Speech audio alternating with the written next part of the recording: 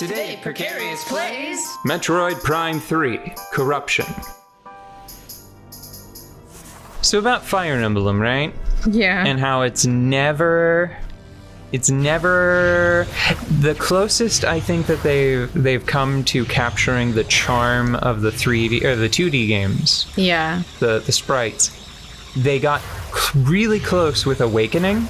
Yeah. And then they backed away from that in later entries, and now it looks pretty terribly generic. Yeah. You know? I really, really loved, I do get nerdy about things. I don't get as nerdy about video games, but whenever I do get into it, I really get into it. And that is to say that the Fire Emblem, it's Blazing Blade, the one that we played, right? Yeah. Fire Emblem, Blazing Blade, that is one of the few games ever that I have pulled up sprite sheets for to see what was going on. You know, trying to see wow, what are the frames that make up that beautiful thing I just saw? Yeah. Because that is cool, you know? And especially because at the time, even then, the limitations of game consoles were known, and then we also knew that it was possible to render things Pixar movies. So those were happening at the same time. So we were imagining what is possible with such strenuous limitations. It was really impressive thinking about the limitations on those frames and those pixels and how just maxed out all of those things were. It was just gorgeous. Very few. Oh, I can't get it back out. Oh. What other... You know how pixel art has become kind of its own aesthetic now, yeah. And people will just make things in pixel art just for the feel of it. But I think that Fire Emblem is my favorite application of pixel art. It's just so freaking tight. I don't know how else to put it. There's not a pixel that goes to waste in every attack animation. It's so hard to play that game and turn the attack animations off, even though I've seen them so much, you know? It's beautiful. And then these Fire Emblem games, I'm just ugh.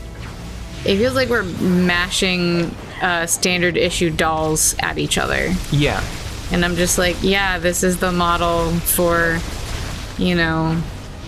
human dancer. And we are mashing it up against the model for dragon-ish paladin. Yeah, I think that... and then they go smash. The best example that I can think of is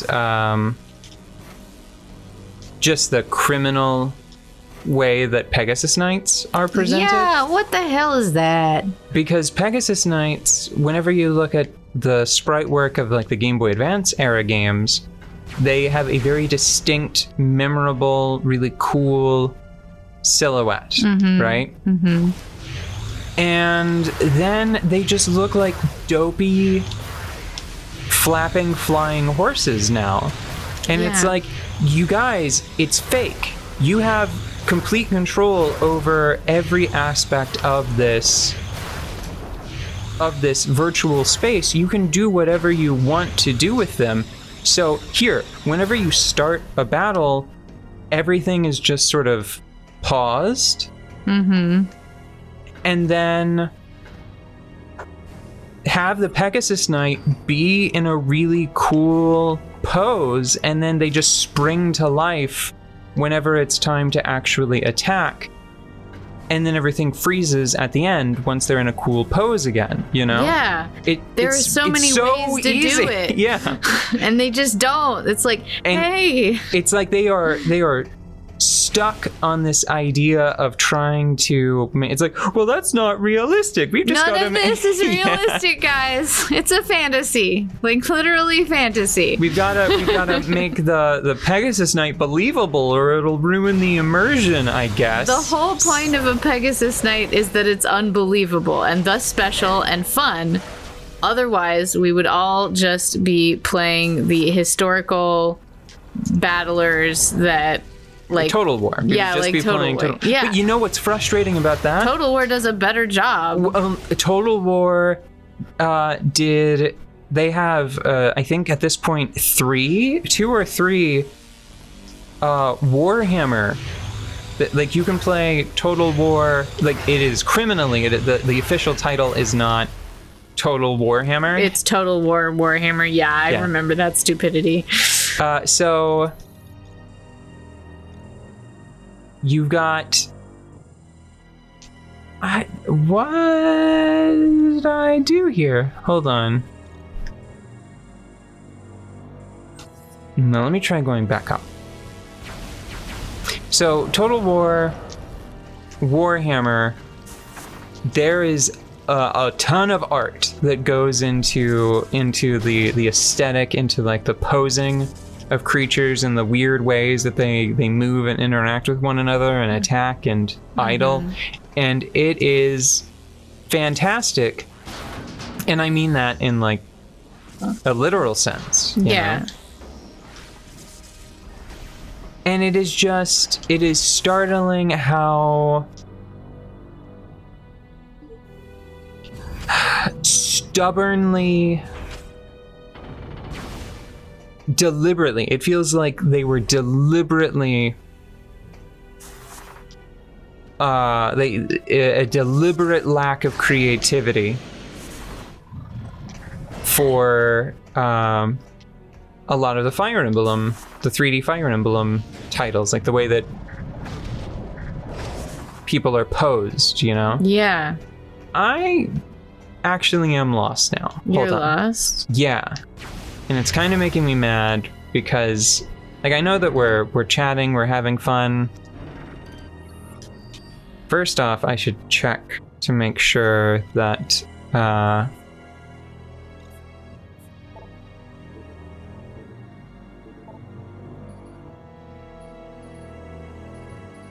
don't see any sort of like seeker or spread launcher.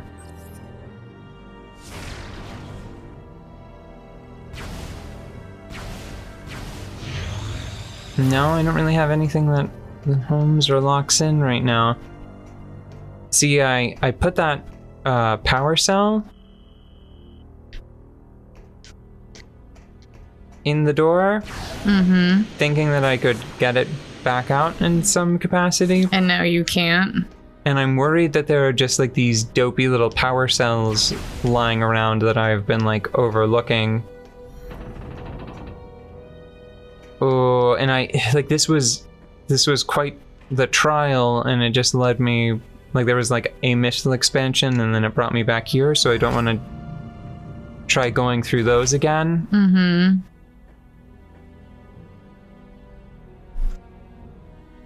getting a little nervous.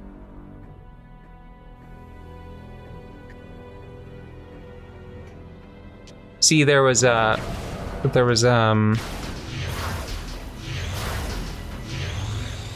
something that I just sort of glossed over because I was like, oh, that takes 2 power cells. I don't think that I have that many. So I'm hesitant to even bother going back there. I'm kind of worried that, like, they really like push you to come here, and I'm kind of worried that it's a red herring at this point, and that you actually do need to just keep, like, you need to go back to the planet that you were operating on before And finish up stuff. Yeah, because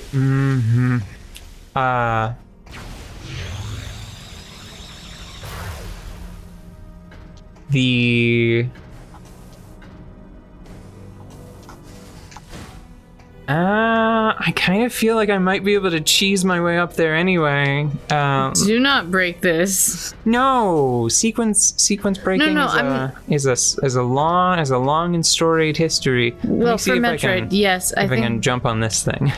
I'm not worried about it ethically. I'm worried about the quality of this game not supporting that sequence break and you getting stuck somewhere. Oh, yeah. Well, Yeah. I mean, this one is easy enough. I can always just jump back down. I have no power cells. I'm worried that I need to have the... whatever that... the boomerang from Wind Waker to lock on to multiple things, you know? And you don't have that yet. Yeah. Well, how are you gonna decide whether you're gonna drive back or not? I don't know. This game is gonna end up on my shit list, if that is what you're supposed to do, because it is really douchey to say like, hey, go through these loading screens in a Metroid game and go explore this space that you can only just barely dip your toes into. That's really obnoxious if it's like just the wrong thing to do, you know? Yeah. And I feel like I'm out of explorable space. You're gonna drive back? Yep. Oh man. Because hold on, let me double check. So I need 2 cells, it feels like, to advance there. Because the problem is, like, I would say that whenever I try to divide my attention between playing a game for the show while chatting with you, Yeah. I'm not dividing my attention exactly in half, because you lose some overall potential just from the heat of the system, you know? The transitional friction. Right. So I'm probably giving this game like 40% of my effort. Uh-huh.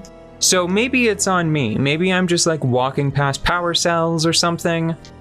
I might run through, because I think we're about to be done for the day, so I might run through here on my own. I might just look up a guide online to see. But that feels like a space that you drop into, like from wherever that little tubey leads. Like maybe like there. Yeah, like you go through the door there and then it drops you out there. Yeah. And like I needed a power cell there, and I think I needed some sort of seeker device, That feels multi-lock-on like device. too many things that you're missing. And they only gave me 2 power cells. Right now I'm trying to quickly determine if I like accidentally soft locked myself, but they only gave me 2 power cells, and I had to use 1 to get in at all, and then I had to use 1 on that elevator, so it's not like I could have had 2 to put in that door. Yeah, and you can still get out, right? Yeah, you know what? Let me check to see if this door still works. Man, did we finish up any of the things that we were talking about today? Yeah, we Fine. totally did. I'm the one who brought us on this weird tangent of 2D to 3D adaptations. Yeah, because we were trying to say nice things about this game, and then I ended up griping about Fire Emblem. That seems fair. Whoops. Whoops. I've been in kind of a mood lately. Fire Emblem, Radiant Dawn. Fire Emblem Radiant Dawn, I think, did a very admirable...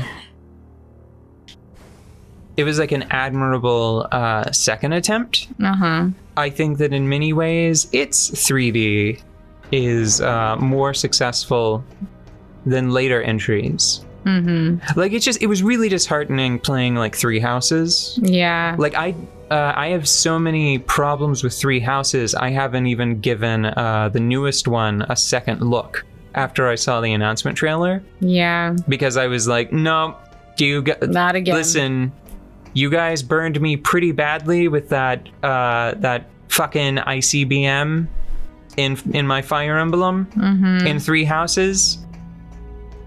That was strike number 2, and this bringing Marth back, this really just awful rolled through the costume shop protagonist, like lead character visual design. That's oh boy, visually riotous was the phrase that sprung to mind. Are we done? Yeah, man, I just wanted to say nice things about Metroid Prime, and not only am I now mad, it went from 2D to 3D really well. Yeah, really well. It did a really good job. Look at all that. Look at all that space. Yeah, beautiful. Actually, yeah, that skybox. The skyboxes in this game are really gorgeous. The worst Metroid Prime game is still so much better than the worst Fire Emblem game. Yeah, yes.